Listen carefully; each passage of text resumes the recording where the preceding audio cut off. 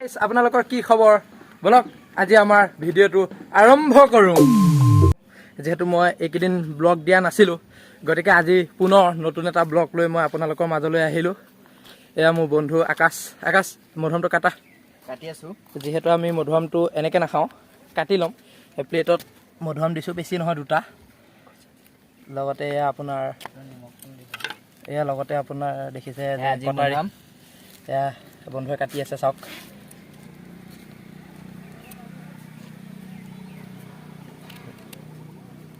এয়া কাটি আছে আকাশে মধুম বাকলিটো এৰুৱাই দিব যেহেতু ওপৰৰ যিটো বাকলি এৰুৱাই দিবা বাকলিটো এয়া চাওক কেনেকৈ এৰুৱাই দিছে আপোনালোকেও এদিন ঘৰতে এনেকৈ খাই চাব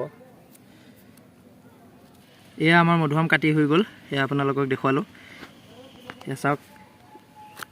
ইয়াত এতিয়া কি দিম মই আপোনালোকক দেখুৱাম এইখিনি আছে এইখিনি দি দিয়া লগতে আপোনালোকে জলকীয়াও দিবলৈ পাৰে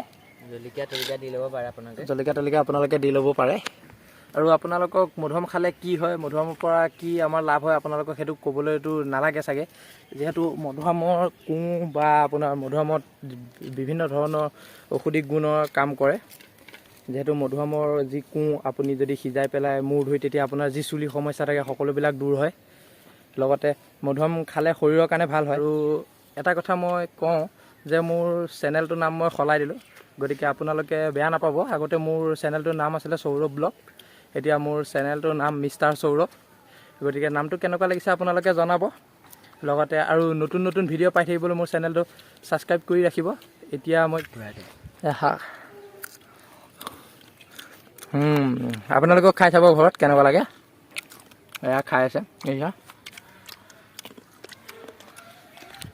ইয়াকে কৈ মোৰ ভিডিঅ' সামৰণি মাৰিলোঁ প্ৰতিদিনে মোৰ ভিডিঅ'বোৰ পাই থাকিবৰ কাৰণে ছাবস্ক্ৰাইব বটনটো টিপি এলাউটো দবাই দিওঁ